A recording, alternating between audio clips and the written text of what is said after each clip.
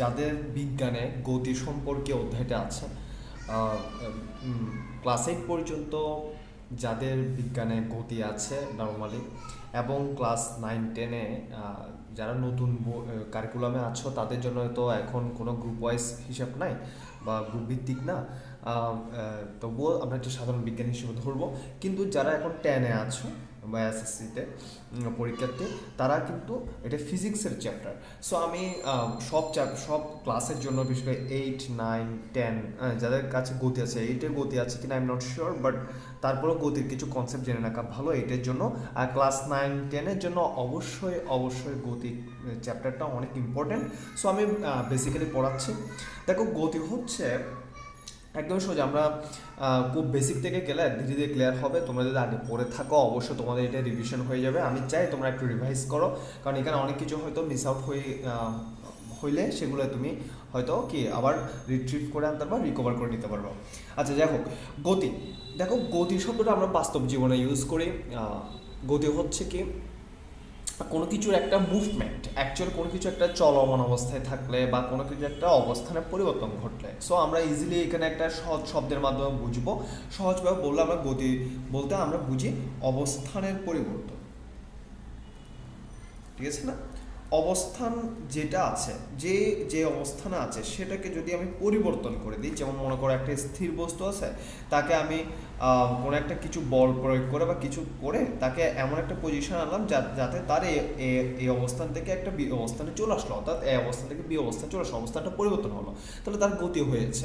এই যে এই রোডের মধ্যে, এই যে যাওয়ার সময় এই রোডের মধ্যে যে দশাগুলো হয়েছে, তো এখানে গতির অনেকগুলো রাশির পরিবর্তন হয়েছে। এখানে হয়েছে অনেক দূরত্বের পরিবর্তন হয়েছে, এখানে ব্যাগের পরিবর্তন হয়েছে, এখানে তোমার ত্বরণ হয়েছে কিনা বা মন্দন হয়েছে কিনা, এগুলো বিভিন্ন রাশির কথা বলতেছে। অর্থাৎ গতির বিভিন্ন কনসেপ্ট এখানে অ্যাপ্লিকেবল হবে। তাহলে গতি তখনই হবে যখন আমরা কোনো একটা বস্তুর বা কোনো একটা কিছুর অবস্থানের পরিবর্তন ঘটাবো। ব্যাস, প্রথম কথা। এখন এই অবস্থানের পরিবর্তন জিনিসটাকে যদি আমরা সিম্পলি চিন্তা করি, মনে করে একটা বস্তুকে যদি, এই যে আমার প্যান্টটা যদি আমি এই জায়গা থেকে যদি এই জায়গায় আনি, তাহলে আমরা অবশ্যই বলবো যে একটা অবস্থা পরিবর্তন করছে। কিন্তু একটু ভালো করে খেয়াল করো, যেমন এই বস্তুটা যদি আমি এখান থেকে এখানে নিয়ে আসি, তাহলে এর অবস্থানের পরিবর্তন করছে বলা যাচ্ছে, কিন্তু এইখান থেকে যে এখানে কতটুক দূরবর্তী অবস্থান করতেছে বা দূরবর্তী স্থানে গেছে, সেটার উপর ডিপেন্ড করে একটা রাশি আমরা পরিমাপ করি। সো গতির শুরুতে যে রাশিগুলো পরিমাপ করা হয়, পরিমাপের জন্য যে রাশিগুলোর প্রয়োজন হয়, সেগুলো প্রথমে আসে দূরত্ব, অর্থাৎ যেটা আমরা সবাই মোটামুটি জানি। আমি জাস্ট বলার জন্য, সেট আপগুলো করার জন্য প্রথম থেকে আলোচনা করে আসতেছি। তো অবস্থানের পরিবর্তন ঘটা মানে হচ্ছে অ্যাকচুয়ালি দূরত্ব হওয়া। কোনো একটা বস্তু কত দূরে এক জায়গা থেকে অন্য জায়গায় অবস্থান করতেছে, মানে অবস্থান পরিবর্তন করে সে এখন কোথায় আছে, দূরত্ব নর্মালি। তো দূরত্ব হচ্ছে একদম সোজা একটা ব্যাপার, যেমন কোনো একটা বস্তু এখান থেকে ধরো 2 মিটার দূরত্বে অবস্থান করতেছে। সো আমি বলতে পারবো এ থেকে বি এর দূরত্ব হচ্ছে 2 মিটার, যেটা আমরা একটা নর্মালি দাগ টেনে বুঝে ফেলতে পারবো, মাপলে বুঝে ফেলতে পারবো, যেটা ছোটোবেলা থেকে আমরা মোটামুটি একটা কনসেপ্ট আছে। কিন্তু দেখো, আমি একটা কথা বলি, এখানে দূরত্বটা বলার জন্য আমাদেরকে বলতে হয় না কোন দিক থেকে কোন দিকে গেছে, এই কথাটা বলার জন্য বলার কোনো প্রয়োজন থাকে না। সো দূরত্ব হচ্ছে নর্মালি একটা দিকবিহীন রাশি। আমি এখানে দিকের কথাটা কেন বলছি, কারণ গতিতে এবং ফিজিক্সে, বিশেষ করে ফিজিক্সে আমাদের কিছু দিকের কনসেপ্ট আছে। দিকটা কিন্তু কিছু একটা মিনিংফুল কনসেপ্ট, যে দিক দুটো হয়। দিকবিহীন হলে, দিক যদি থাকে তখন যদি দিক থাকে তাহলে হয় ভেক্টর রাশি, আর যদি না থাকে, হ্যাঁ, তাহলে হবে স্কেলার রাশি, ঠিক আছে? অর্থাৎ যেখানে দিকের কনসেপ্ট লাগবে সেখানে আমি ভেক্টর রাশি বলবো, আর যেখানে দিক কনসেপ্ট লাগবে স্কেলার রাশি বলবো। কিন্তু মান অলওয়েজ থাকবে, যে কোনো কিছুর মান তো লাগে। যেমন এই যে মানটা কতটুকু দূর অবস্থান করতেছে, কতটুকু অবস্থান করতেছে, মান সবসময় যে কোনো রাশির সাথে মানটা থাকবে, কারণ এটাকে পরিমাপ করার জন্য মানের দরকার হয়। সো দিকটা হচ্ছে অ্যাকচুয়ালি এখানে নোটিসেবল, যে দিকটা কি থাকতেও পারে, নাও থাকতে পারে। যেমন এই দূরত্ব মাপার জন্য আমার দিকের কোনো প্রয়োজন নেই। কিন্তু যদি আমি বলি যে এই যে বস্তুটা, মনে করে এই বস্তুটা আমি পূর্ব থেকে পশ্চিম দিকে নিয়ে গেলাম, ঠিক আছে? এই কথাটা আমি বলে দিলাম, পূর্ব থেকে পশ্চিম দিকে নিয়ে গেলাম, বা এ পয়েন্ট থেকে বি পয়েন্ট পূর্ব থেকে পশ্চিম দিকে নিয়ে গেলাম, তখন কিন্তু আমরা এখানে মানের সাথে সাথে দিকটাকেও উল্লেখ করতেছি, তখন জিনিসটা হয়ে যাবে একটা ভেক্টর রাশি। যখন আমরা দিকের উল্লেখ করব, দিকের উল্লেখ থাকবে তখন হবে ভেক্টর রাশি, আর যখন দিকের উল্লেখ থাকবে না তখন হবে স্কেলার রাশি। স্কেলার হচ্ছে তাহলে দিক নাই, আর ভেক্টর হচ্ছে দিক আছে। তুমি একটা জিনিস খেয়াল করো, দূরত্ব বলার সময় আমি একটা জায়গা থেকে এত দূরে আছি, সেটা বলার জন্য আমাদের দিকের প্রয়োজন হয় না। সো দূরত্ব হচ্ছে একটা স্কেলার রাশি, ঠিক আছে? ওকে, কিন্তু তাহলে তোমার প্রশ্ন হতে পারে এখন যে দূরত্ব যদি স্কেলার হয়, এরকম দূরত্বের কনসেপ্ট দিয়ে কি ভেক্টর রাশি আছে কিনা, অর্থাৎ দিকওয়ালা কোনো দূরত্ব আছে কিনা? হ্যাঁ আছে। তার মানে দিকওয়ালা দূরত্বটা কি, সেখানে একটা স্পেসিফিক নাম আছে, সেটার নাম দেবো আমরা সরণ। সরণও কিন্তু একটা দূরত্ব, বাট এর একটা স্পেসিফিক কনসেপ্ট আছে, সেটা হচ্ছে ওর কাছে একটা দিক আছে। তুমি কোনো বস্তুর সরণ বুঝে সরণ শব্দটা উচ্চারণ করলে তোমাকে মাস্ট দিকটা উল্লেখ করে বলতে হবে। মানে মনে করো আমি বলতে পারি যে কোনো বস্তুর কি পূর্ব থেকে পশ্চিম দিকে, কি 5 মিটার বা 2 মিটার সরণ, অর্থাৎ যখন দিকের কনসেপ্টটা আসবে তখন আমরা এই যে দিকের কনসেপ্টটা যখন আসবে তখন আমরা এখানে বলবো সরণ, আর যদি দিকের কনসেপ্ট না আসে তখন বলবো আমরা দূরত্ব, নর্মাল। অর্থাৎ এখানে আমরা তাহলে যে রাশিগুলো আমরা গতির ক্ষেত্রে রাশিগুলো পড়ে যাব, এই রাশিগুলোর ক্ষেত্রে আমরা বিভিন্ন ধরনের কি তাদের যে দিকের আছে কিনা, দিকের প্রয়োজনীয়তা আছে কিনা, মানের সাথে সাথে নাকি দিকের প্রয়োজন নেই, সেটার উপর ডিপেন্ড করে আমরা রাশিগুলোকে ক্যাটাগরাইজ করব। তাহলে এটা হচ্ছে স্কেলার রাশি, আর এটা হচ্ছে ভেক্টর রাশি, ঠিক আছে? এগুলো সবগুলো স্কেলার। আমি এই পাশে যেগুলো লিখবো এগুলো হচ্ছে স্কেলার রাশি লিখবো, এদিকে যেগুলো লিখবো এগুলো ভেক্টর রাশি লিখবো, ঠিক আছে? ওকে, এবার দেখো এই দূরত্বটা তো নর্মালি বুঝলাম, একটা পয়েন্ট থেকে অন্য পয়েন্টে চলে যাওয়া, আর সরণ হচ্ছে একটা পয়েন্ট থেকে একটা নির্দিষ্ট দিকে অন্য পয়েন্টে চলে যাওয়া, দ্যাটস অল, আর কিছু না। এরপরে যদি আমার এই মাপামাপিগুলো যদি টাইমের বেসে হয়, মনে করো আমি তো এখানে যে কথাগুলো বলছি একটা তো টাইম কোনো ইনক্লুডেড ছিল না, বা টাইমকে নিয়ে আমি কোনো কিছু বলি নাই। যদি আমি এইভাবে বলি দূরত্বটা, আমি এ থেকে বি পয়েন্টে আসলাম 2 মিটার দূরত্ব অতিক্রম করে এত সেকেন্ড সময়ে, এত মিনিট সময়ে, বা এত ঘন্টা সময়ে, অর্থাৎ সময়টা যদি আমি এখানে ইনক্লুড করি, তখন কিন্তু দূরত্বের সাথে সময় ইনক্লুডেড হওয়ার পরে আরেকটা রাশিতে কনভার্টেড হয়ে যাবে। অর্থাৎ দূরত্ব যখন সময়ের সাথে মাপা হবে, দূরত্বকে যখন সময়ের সাথে মাপা হবে তখন একটা রাশিতে চলে যাবে। যেমন দেখো এই রাশিটার নাম লিখি আগে আমরা, দূরত্বের পরবর্তী রাশিতে আমরা যাব দ্রুতি। দ্রুতি হচ্ছে অ্যাকচুয়ালি এমন একটা রাশি যেখানে দূরত্বের সাথে সাথে কাকে লাগে, সময়কে লাগে। সো আমরা এখানে লিখতে পারি দ্রুতির সমান হচ্ছে দূরত্ব ডিভাইডেড বাই সময়। এখন কত ডিভাইডেড বাই কথাটা কেন, সময়কে কি আমরা যোগে বিয়োগে গুণে লিখতে পারতাম না? না, কোনো কিছু সাপেক্ষে। আজকে থেকে মনে করি একটা বেসিক, এই বেসিকগুলো আমি অ্যাকচুয়ালি আমার স্টুডেন্টকে পড়ানোর সময় আমি সবসময় চিন্তা করি বেসিকগুলোকে অলওয়েজ ক্যাচ করার জন্য। এখানে মুখস্থ কোনো সিস্টেম নাই। কেন? কারণ কোনো কিছু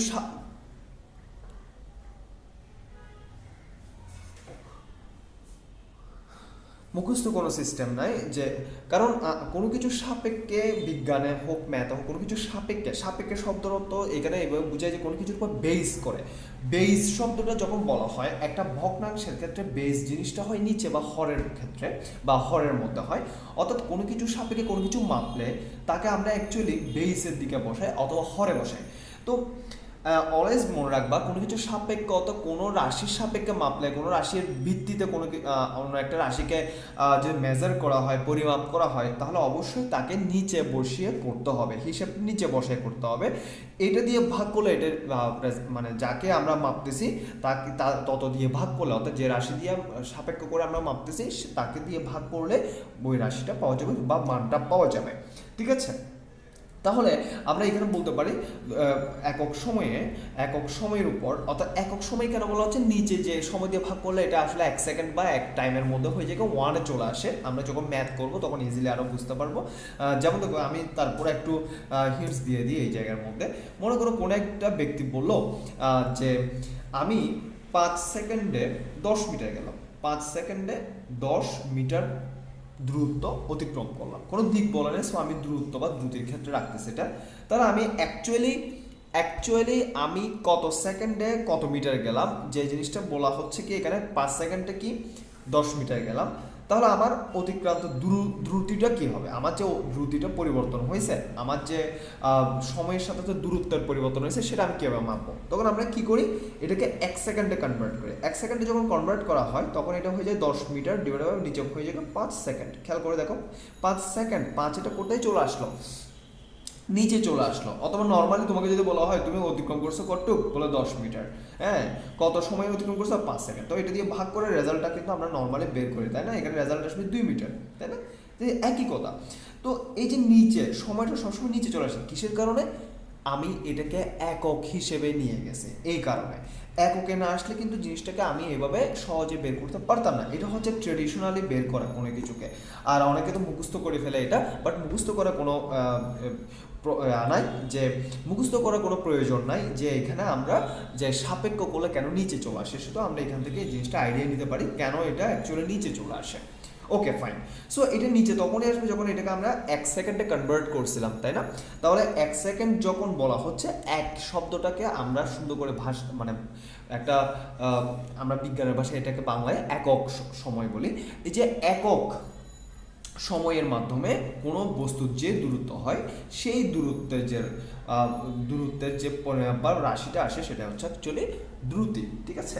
তো সময়ের সাপেক্ষে যদি আমি দূরত্বটা করি, এটা নর্মালি, এটা কোনো সময় নাই, কিন্তু সময়ের সাপেক্ষে যদি দূরত্ব যদি আমি মাপামাপি করি তাহলে হয়ে যাবে দ্রুতি।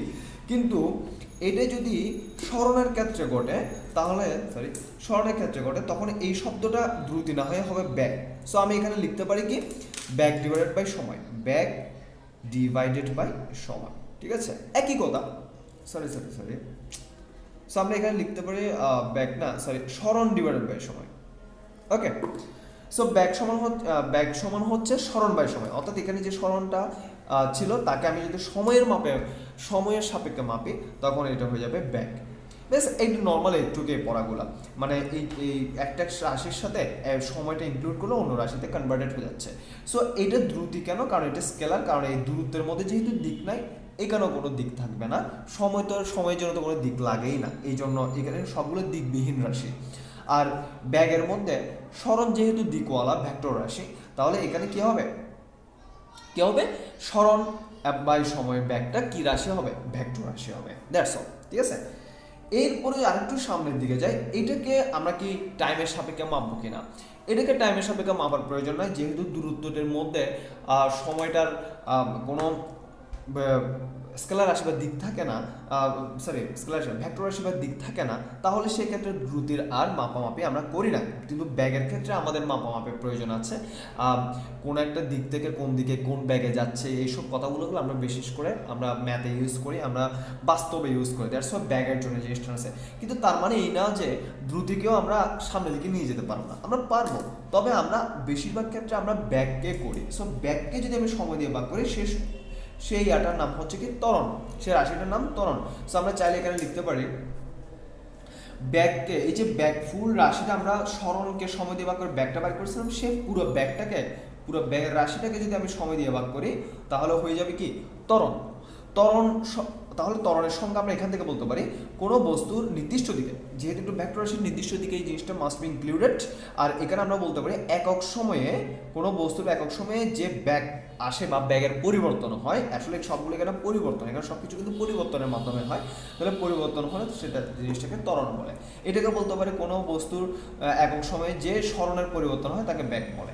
ব্যাস, ফিজিক্সে যদি আমরা বা বিজ্ঞানের ক্ষেত্রে আমরা যদি কোনো সংজ্ঞা ভুলে যাই, অনেক সময় আমরা সংজ্ঞা ভুলে যেতে পারি, তো আমরা যখন সংজ্ঞা ভুলে যাই তখন আমরা সূত্রটার মাধ্যমে আবার এটাকে রিট্রিভ করে আনতে পারি। কেমনে?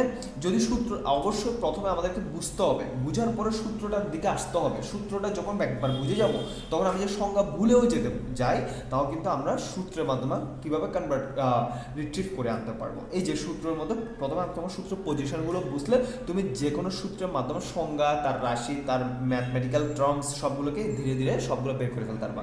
সো আমি আবার তোমাদেরকে সাজেস্ট করব, রিকমেন্ড করব, অ্যাডভাইস করব যে বিজ্ঞান হোক আর ম্যাথ হোক প্রতিটা বিষয় একটু ভালো করে ডিপলি পড়ার জন্য। আর যদি না বুঝো, তোমার সব সময় তো ফার্স্ট টার্মেই বুঝবা বা ফার্স্ট টাইমেই বুঝে যাবে, তাই তো না? তুমি অনেক সময় মানুষের এটা হতে পারে, সবার ক্ষেত্রে একই নয়। তো যখন ফার্স্ট টাইম আমরা বুঝবো না, তখন আমরা কি করবো, একটা কোয়েশ্চেন করবো, বারবার লেগে থাকবো এটার পিছনে। আমি এটার সুযোগ করে দিচ্ছি, ফোরাম গঠন করতেছি, গ্রুপ গঠন করতেছি, যাতে তোমরা সবসময় কোয়েশ্চেনে থাকো, এবং শুধু আমি না, উত্তরটা যাতে সবাই দিতে পারে। Okay fine. সো দ্রুতিকেও আমরা ত্বরণে বলতে পারি, বাট এটা কিন্তু দিকবিহীন, যেহেতু ত্বরণে যেহেতু দিকের কনসেপ্ট লাগে, এই জন্য আমরা দ্রুতিকে এটা এর কাছে আনি না। কিন্তু অনেক সময় অনেক সূত্রের মধ্যে অনেকে ইউজ করে ফেলে, দিক ছাড়াও ত্বরণের মধ্যে এই সূত্রটা ইউজ করে, তবে ওটা কিন্তু থিওরিটিক্যালি ভুল। ঠিক আছে? তো তুমি যে সূত্র ইউজ করলে যে রেজাল্ট আসবে না তাও না, কারণ যেহেতু ব্যাগ এবং দ্রুতি দোনোটাই দূরত্ব এবং সরণের মান কিন্তু সবসময় সেম থাকে। মান, আমি আবার বলতেছি, মান সেম থাকে, দিকের কোনো মান থাকে না। সো দূরত্বের মান, আর যেমন দূরত্বকে আমি বলতে পারি, কোনো একটা বস্তুর দূরত্ব বলতে পারি 2 মিটার, কোনো বস্তুর সরণ বলতে 2 মিটার। তো 2 মিটারের মাধ্যমে তুমি বুঝতে পারি দূরত্ব নাকি সরণ। হ্যাঁ, 2 মিটার শব্দটার ভিতরে বা মানটার মধ্যে দূরত্ব নাকি সরণ, এটা বোঝাচ্ছে না। এটা বোঝার জন্য আমাকে দিকটা আগে পিছনে বলতে হবে। যেমন দেখো, আমি যদি বলি যে এটা পূর্ব থেকে পশ্চিম দিকে হয়েছে, বা উপর থেকে নিচের দিকে হয়েছে, বা এই দিক থেকে ওই দিকে হয়েছে, 2 মিটার সরণ হয়েছে, তখন জিনিসটা বোঝাচ্ছে এটা একটা ভেক্টর রাশি, কিন্তু মানের দিক দিয়ে কোনো কিছু বুঝে যায় না। সো মানকে, এই মানটা তো আমি এখানে বসাবো, তাই না? 2 মিটার এই দূরত্বের জায়গা বা সরণের জায়গা এখানে বসাবো। তো সময়েরও কোনো দিক নাই, দূরত্বেরও কোনো দিক নাই। তো যেহেতু মানগুলাই দিয়ে ভাগ করতেছে, নিউমেরিক্যাল বা ম্যাথমেটিক্যাল সংখ্যাগুলাই ভাগ হচ্ছে, এখানে রেজাল্টও আসবে সেম টাইপের। তো দেখে বুঝে যায় না যে অ্যাকচুয়ালি সরণ নাকি দূরত্ব, মান দেখে বুঝে যায় না, বাই দ্য ওয়ে। সো এই কারণে অনেক সময় দ্রুতির মান বা ব্যাগের মানকে যদি আমি সময়ের মান দিয়ে ভাগ করে ফেলি, তখন ত্বরণ বলে অনেকে চালাই যায়। বাট সবসময় মনে রাখবা, ত্বরণ কিন্তু একটা অলওয়েজ কি রাশি, ভেক্টর রাশি, এই জন্য ত্বরণকে আমি এই পাশে রাখছি। তো এই হচ্ছে গতিকে মোটামুটি ম্যাথমেটিক্যালি শেষ করার জন্য মোটামুটি একটা বেসিক কিছু রাশি। বাট এখানে আমাদেরকে যে এই রাশিগুলোকে কি কি দিয়ে ডিনোট করে, এগুলো আমি একটু লিখে দিচ্ছি। তোমরা অবশ্যই ডিনোট করার লেটারগুলো শিখতে হবে, না হলে আমরা ম্যাথে অ্যাপ্লাই করতে পারবো না। সো দূরত্ব এবং সরণ, দূরত্বকে প্রকাশ করে ডি দিয়ে, সরণকে প্রকাশ করে এস দিয়ে। ঠিক আছে? এগুলো সবসময় মনে রাখবা। দ্রুতিকে প্রকাশ করে ভি দিয়ে, আর ব্যাগকে প্রকাশ করে ভি দিয়ে। এই জন্য আমি মাঝখানে লিখছি, কারণ দুটোটা সেম রাশি দিয়ে বা সেম লেটার দিয়ে প্রকাশ করা হয়, দুটোটাকে ডি দিয়ে প্রকাশ করা হয়। আর ত্বরণকে প্রকাশ করে এ দিয়ে। ওকে, সো এটা যখন দেখবো তখন দূরত্ব বলা হবে, এটা যখন দেখো তখন দূরত্ব। এটা হচ্ছে সরণের, যখন এস দেখবা তখন অবশ্যই সরণ বা ভেক্টর রাশির কথা বলা হচ্ছে, আর যখন ডি দেখবা তখন স্কেলার রাশির কথা বলা হচ্ছে। ঠিক আছে? আর দ্রুতি বা ব্যাগ দুটোটা লুক সেম যখন সূত্র দেখবো। এই যেমন দেখো, আমরা যদি এগুলোকে সূত্রতে কনভার্ট করি, দ্রুতিকে যদি সূত্র লিখে V equal to D by T, কারণ দূরত্ব বাই সময়, দূরত্বকে ডি দিয়ে, সময়কে তো টি দিয়ে প্রকাশ করে, এটা মোটামুটি আমরা সবাই জানি। আর বি, এইখানে বি সমান হবে এস বাই টি। সো তুমি সূত্রটা দেখলে বুঝতে পারবা যে এখানে অ্যাকচুয়ালি ব্যাগের কথা বলা হচ্ছে নাকি কি দূরত্বের কথা বলা হচ্ছে, এই তো? তাহলে দেখো, খুব মনোযোগ দিয়ে দেখবা, ডি বাই টি নাকি S by T. D by T যখন বলা হবে তখন দ্রুতি বলা হচ্ছে, এস বাই টি যখন বলা হচ্ছে তখন কিসের কথা বলা হচ্ছে, ব্যাগের কথা বলা হচ্ছে। ঠিক আছে? তাহলে এবার দেখো, এই যে ত্বরণটা, যেহেতু ত্বরণের মধ্যে আমরা সূত্র পড়ছি ব্যাগ বাই সময়, তাহলে ত্বরণ যেহেতু একে আমরা লিখতে পারি ভি বাই টি। ঠিক আছে? এটা হচ্ছে ভি বাই টি। বাট এই সূত্রটা অ্যাকচুয়ালি একটা মানের বের করার সূত্র, অর্থাৎ এখানে যে বি, শুধু বি থাকে না, অর্থাৎ শুধু ব্যাগ একটা নয়। এখানে ত্বরণ হতে গেলে ব্যাগ একটা হলে ত্বরণ হবে না। ত্বরণ শব্দটার মধ্যে আমাদের একটা জিনিস অবশ্যই উল্লেখ করতে হবে, ত্বরণ মানে হচ্ছে অ্যাকচুয়ালি ব্যাগের পরিবর্তন। আমি আগেও বলছি এই জায়গার মধ্যে সবগুলো ব্যাগের পরিবর্তন। তাহলে বাক্যের ব্যাগ লিখছি কেন? অ্যাকচুয়ালি ব্যাগের পরিবর্তনটাও কিন্তু একটা ব্যাগ দুইটা পরিবর্তন মানে অ্যাকচুয়ালি পার্থক্য, তাই না? পার্থক্য, একটা ব্যাগ থেকে একটা ব্যাগ বাদ দিলে একটা ব্যাগের মানই তো আসে, এই জন্য ওইটা মান হিসেবে লেখা হয়েছে। সো রিয়েল সূত্রটা আমি এখানে অ্যাকচুয়ালি লিখে দিচ্ছি, ভালো করে দেখিও। ত্বরণ সমান, এই সব জায়গায় লিখতে হবে ব্যাগের পরিবর্তন। ঠিক আছে? ব্যাগের পরিবর্তন নেওয়ার পর সময়। তোমরা যারা পড়ছো তারা ভালো করেই জানো, এই কথাগুলো আমি আগেও বলছি, বাট আমি জাস্ট আবার রিভিশনের জন্য তোমাদেরকে হেল্প করতেছে। এখানে ব্যাগের পরিবর্তন ডিভাইডেড বাই সময়। সো ব্যাগের পরিবর্তন যেহেতু বলা হচ্ছে, কোনো কিছু তখনই পরিবর্তন হয় যার কাছে অ্যাটলিস্ট দুইটা রাশি থাকে। একটা জিনিস তো আর পরিবর্তন মানে এক্সতে পরিবর্তন হয়ে এক্স হইতে পারে না, এটা তো পরিবর্তন হইল না। তো আমরা এখানে দুইটা রাশি নিব। সো ব্যাগের পরিবর্তন যেহেতু, তাহলে অ্যাটলিস্ট আমরা দুইটা ব্যাগ নেব। মনে করো একটা বস্তুকে আমি এই জায়গা থেকে এই জায়গায় নিয়ে আসলাম, ঠিক আছে, এই জায়গা থেকে এই জায়গায় নিয়ে আসলাম, ওর একটা ব্যাগ ছিল। যদি ব্যাগ থাকে তাহলে এক ধরনের হিসাব হবে, আর যদি ব্যাগ না থাকে, ওই স্থির থাকে, তাহলে আরেক ধরনের হিসাব হবে। কিন্তু আমরা ফার্স্ট ইনিশিয়াল ব্যাগ দুই ধরনের হতে পারে। ইনিশিয়াল ব্যাগ বা ইনিশিয়াল ব্যাগের বাংলা হচ্ছে আদি ব্যাগ। আদি ব্যাগ মানে প্রথম ব্যাগটা, আগের ব্যাগ মানে হচ্ছে আগে সে কোন অবস্থায় ছিল, সেটা দুই ধরনের হতে পারে। একটা হচ্ছে স্থির অবস্থায় থাকতে পারে সে, মানে ব্যাগ শূন্য, স্থির থাকলে তো ব্যাগ হয় না, তখন শূন্য থাকে, আমরা তখন শূন্য ধরি। আর একটা হচ্ছে চলমান থাকতে পারে। যখন চলমান থাকবে তখন অবশ্যই মানগুলো আমাকে দিয়ে দেওয়া হবে, ম্যাথে দিয়ে দেওয়া হবে, ঠিক আছে, ওটা বলা হবে অবশ্যই। তাহলে মনে করো এই যে স্থির, যে আদিবেগ স্থির হোক আর চলমান হোক, এটা এখন ম্যাটার করে না, আমরা আগে দেখি এগুলোকে কি দিয়ে। আদিবেগকে ডিনোট করা হয় ইউ দিয়ে। আর ধরো এখানে আসছে এটা শেষ ব্যাগে, মানে লাস্ট ব্যাগটা আমি ধরলাম, ওর এক লাস্ট ব্যাগটা আমরা ধরলাম কি বি দিয়ে। শেষ ব্যাগও কিন্তু আবার দুই ধরনের হতে পারে, সেও কি আবার স্থির হতে পারে, চলমান হতে পারে, এও স্থির হতে পারে, চলমান হতে পারে। এগুলো আমি যেগুলো লিখে দিচ্ছি সবগুলো কিন্তু ইম্পর্টেন্ট, ভবিষ্যতে সবগুলো লাগবে। প্রত্যেকটা কিওয়ার্ড, প্রত্যেকটা ওয়ার্ড, প্রত্যেকটা দাগানো অংশ, এখানে প্রতিটা জিনিসের ব্যবহার সামনে আছে। এই জন্য আমি এই প্ল্যানটা করছি, যাতে এই জিনিসগুলো একটা ভিডিও হিসেবে হলেও রেকর্ড থাকে, তোমরা বারবার এখানে এসে জিনিসগুলো ভিউ করে করে তোমরা রিভাইজ করতে পারো, কোনো কিছু ভুলে গেলে জিনিসগুলো রিট্রিভ করে আনতে পারো, ঠিক আছে। তাহলে শেষ ব্যাগও কিন্তু স্থির হইতে পারে, চলমান হইতে পারে।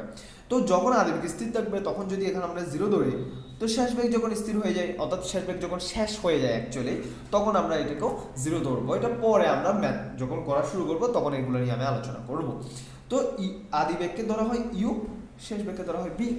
আমরা এইভাবে ধরলাম, হ্যাঁ। আর যেহেতু ব্যাগ ত্বরণ মাপার জন্য আমাদের আরেকটা টাইম লাগে, টাইমের উপর ইনক্লুড করা হয়। তাহলে ধরলাম যে এই বস্তুটা এই জায়গা থেকে এই জায়গায় আসতে টি সময় লাগলো, তাহলে আমাকে ত্বরণের এই যে ত্বরণের মেইন সূত্রটা আমি এখানে অ্যাপ্লাই করলে কি হবে, ত্বরণকে যেহেতু ডিনোট করা হয় ব্যাগের পরিবর্তন। বাই দ্য ওয়ে, ব্যাগের পরিবর্তনটাকে যখন আমরা এখানে দেখতেছি একটা ব্যাগ হয়েছে ইউ আর একটা ব্যাগ হয়েছে বি, তাহলে পরিবর্তনটা কি? পরিবর্তন বুঝতে গেলে আমরা কিভাবে বুঝি, যখন আগেরটা থেকে শেষেরটার দিকে আসে বা পরের দিকে আসে, তখন পরিবর্তনটা করতে হয়েছে সেখানে কেমন বুঝি, এখান থেকে এখানে বাদ দিয়ে। মানে আমি আগে ছিলাম ধরো একে, এখন আসছে আটে, তাহলে আর পরিবর্তন হয়েছে কত, 7, তাই না? 1 থেকে 8 পরিবর্তন, 8-এ আসা মানে হচ্ছে 7 পরিবর্তন হয়েছে, এটা কেমন হচ্ছে 8 থেকে 1 বিয়োগ করে নম্বর। তো এখন থেকে ম্যাথ এবং ফিজিক্সে আমি অনেকবার বলছি, তোমরা শুনছো, তারপর আমি আবার বলে দিচ্ছি, যখন পরিবর্তনের কথা বলা হবে তাহলে শেষে কি হয়েছে সেটার থেকে আগে কি ছিল এটা বাদ দেবো। তাহলে শেষে ছিল যে শেষে আসছে এখানে ভি, আর আগে ছিল U, V minus U, always মানে ইউ মাইনাস বি ভুল, ভি মাইনাস ইউ হবে। আর এটাকে সময় দিয়ে ভাগ করতে হবে, এই যে সময় দিয়ে ভাগ, তাহলে সময় আর ব্যাগের পরিবর্তন, এটাই হচ্ছে ত্বরণের অ্যাকচুয়াল সূত্র, ঠিক আছে। সো ত্বরণ সমান হচ্ছে ব্যাগের পরিবর্তন ডিভাইডেড বাই সময়। তো এই যে আমি কনসেপ্টগুলো বলছি, তোমরা যদি কোনো কিছু ভুলে যাও এখান থেকে বা কোনো কিছু মিস আউট করো, তাহলে আবার তোমরা ভিডিওটা পিছনের দিকে টেনে সবগুলো দেখে ফেলবা। সো এখান থেকে আমরা যা যা সূত্র হিসেবে শিখছি তাই সেগুলোকে আমি একটু লিখতেছি। ফার্স্টে দূরত্বকে ডি এবং সরণকে এস দিয়ে প্রকাশ করে, এদের কোনো সূত্র নাই, ওদের কোনো সূত্র, ওদের শুধু মান থাকে, ওদেরকে নর্মালি মেপে আমরা বের করে ফেলতে পারি। এই জন্য দ্রুতি থেকে আমরা সূত্র ধরবো। দ্রুতির সূত্র হচ্ছে V equal to D by T, এটা হচ্ছে অ্যাকচুয়ালি দ্রুতি। আর ব্যাক হচ্ছে V equal to S by T. এবার যাবো ত্বরণের দিকে, ত্বরণ হচ্ছে এ সমান V minus U divided by T, ঠিক আছে। এগুলো হচ্ছে সূত্র। এখন এটা যেহেতু ভি মাইনাস ইউ কেন এতক্ষণ তো বললাম যে ব্যাগের পরিবর্তন নির্ভর সময়, তাই। কিন্তু এখন তোমার হঠাৎ করে প্রশ্ন হতে হতে, স্যার আপনি যে এখানে ব্যাগ বাই সময় লিখছেন বা ভি বাই টি লিখছেন, এটা কি ভুল? না, এটা ভুল না। যখন বস্তু, দেখো আমি এখানে একটা কথা বলছিলাম, যখন বস্তু স্থির অবস্থায় থাকবে, যখন বস্তু কি স্থির অবস্থায় থাকবে, তখন তার ইউটা কি থাকবে, জিরো থাকবে। অর্থাৎ আমি যখন স্থির বস্তুকে নিয়ে কাজ করব তখন তার ইউটা জিরো থাকবে। তখন জিরোটা যদি আমি এই জায়গায় বসাই তাহলে কি হবে, ভি মাইনাস জিরো, আর ভি মাইনাস জিরো মানে ভি হয়ে আসবে। সেটা আমরা ভবিষ্যতে দেখবো, তখন এই সূত্রটাও অ্যাপ্লিকেবল হবে। বাট রিয়েল সূত্র হচ্ছে এটা, এবং এইটার উপর বেস করে আমরা ম্যাথ করব, ঠিক আছে। সো প্রথম সূত্র হিসেবে এটা পড়তে পারি, সেকেন্ড সূত্র হিসেবে এটা পড়তে, থার্ড ওয়ান এটা, ঠিক আছে। সো এই জায়গার মধ্যে আরেকটা জিনিস বলে দিলে নয়, আমি এই ক্লাসে এটা কভার দিয়ে ফেলতে চাচ্ছি। দেখো এখানে পরিবর্তন তো একটা, বিয়োগফল তো রেজাল্ট একটা আসবে। এখন রেজাল্ট আবার দুই ধরনের আসতে পারে, যেমন আমি এখানে লিখে দিচ্ছি ব্যাগের পরিবর্তনটা দুই ধরনের হয়। ব্যাগের পরিবর্তন দুই ধরনের হয়, কিরকম? একটা হয় পজিটিভ, পজিটিভ মানে রেজাল্ট আসবে প্লাস, আর একটা আসবে নেগেটিভ, রেজাল্ট আসবে মাইনাস। কখন রেজাল্ট প্লাস আসবে? দেখো যখন যখন শেষ ব্যাগটা বেশি হবে আদি ব্যাগ থেকে, তাই না? যখন এখানে এই মানটা বড় হবে, এই মানটা ছোট হবে, তো বড় মান থেকে ছোট মান বাদ দিলে তো রেজাল্ট কি আসে? প্লাস আসে, তখন প্লাস বলা হয়। আর যখন আদি ব্যাগটাই শেষ ব্যাগ থেকে বড় হবে, রেজাল্টটা মাইনাস আসবে, অর্থাৎ এটা ছোট থাকবে, এটা বড় থাকবে, ঠিক আছে। অনেক সময় কোনো বস্তুর ব্যাগ বেশি ছিল, তাকে এমন বল প্রয়োগ করেছে ধীরে ধীরে ধীরে ধীরে ব্যাগটা কমে যাচ্ছে, অথবা থামার দিকে যাচ্ছে। ব্যাগ কোনো গাড়ি স্পিডে চললো, তখন হঠাৎ করে অন্য একটা স্টেশনে গিয়ে তাকে থামতে হচ্ছে, তাহলে তাকে স্পিড কমাইতে হবে। তাহলে স্পিড কমানো মানে হচ্ছে যে আগের ব্যাগ থেকে, আগে সে স্পিডে ছিল, এখন আস্তে আস্তে স্লোয়ার হচ্ছে, তার মানে আগের ব্যাগ থেকে শেষের ব্যাগটা কমে যাচ্ছে, তখন আদি ব্যাগ বেশি শেষ ব্যাগ কম, তখন রেজাল্টটা মাইনাস আসবে। যেমন আমি একটু উদাহরণের মাধ্যমে যদি এখানে বলি, মনে করো বি এর মান ধরলাম 10 আর ইউর মান ধরলাম 2, তাহলে এ এর মান এখানে আসবে 10 - 2, আর টাইম হচ্ছে, টাইমটাও ধরি, টাইমটা হচ্ছে এখানে ধরলাম 2, তাহলে এই জায়গায় হচ্ছে 2, মানে তোমার ব্যাগের পরিবর্তন, ব্যাগের পরিবর্তন হচ্ছে 2, তাহলে এখানে আসবে 8/2 মানে 4, তার মানে এই রেজাল্টটা আসছে কি? প্লাস, এই রেজাল্টটা হচ্ছে প্লাস। আর যদি এটা উল্টোভাবে করি, মানে ইউটা যদি 10 থাকে এবং বিটা যদি কি থাকে 2 থাকে, আর টি যদি 2 থাকে, তাহলে এ সমান 2 - 10/2, হ্যাঁ ঠিক আছে। তাহলে -8/2 অর্থাৎ -4 আসবে, আর যখন -4 হবে রেজাল্টটা তখন মাইনাস হবে। তাহলে এই যে পরিবর্তনটা প্লাস হওয়া এবং -4 উপর ডিপেন্ড করে রাশিগুলোর নাম হয়।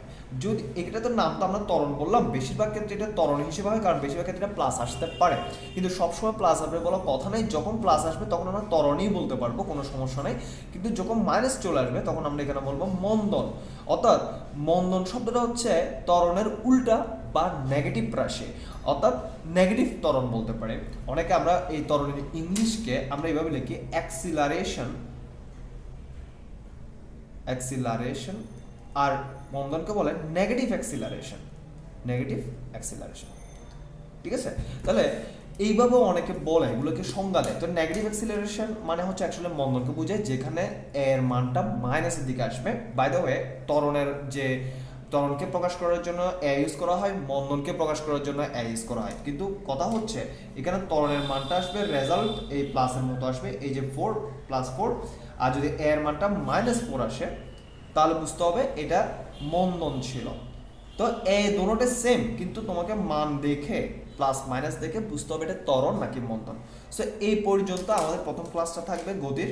এখানে আমি যে রাশিগুলোর কথা বলছি সবগুলো তোমরা একদম A to Z ভালো করে দেখবা, প্রতিটা ওয়ার্ড কিন্তু এখানে ইম্পর্টেন্ট, প্রতিটা শব্দ, প্রতিটা এখানে অ্যাক্সিলারেশন বলছে এটা পর্যন্ত ইম্পর্টেন্ট সামনে জন্য, ম্যাথের জন্য, এবং কখন ত্বরণ হয় কখন মন্দন হয় কেন হয় সেটা ডিটেল আমি বলছি একটা ম্যাথমেটিক্যাল উদাহরণের মাধ্যমে। এখানে সময় দিয়ে কেন ভাগ করা হচ্ছে, সময় কেন নিচে সেটাও বলা হয়েছে। যদি ভুলে যাও তাহলে ভিডিওটাকে ব্যাকওয়ার্ড করে দেখিয়ে রাখবা, ঠিক আছে। এই পর্যন্ত থাকবে প্রথম ক্লাস। সেকেন্ড ক্লাসে আমরা ম্যাথমেটিক্যাল টার্মগুলোতে ঢুকে যাবো।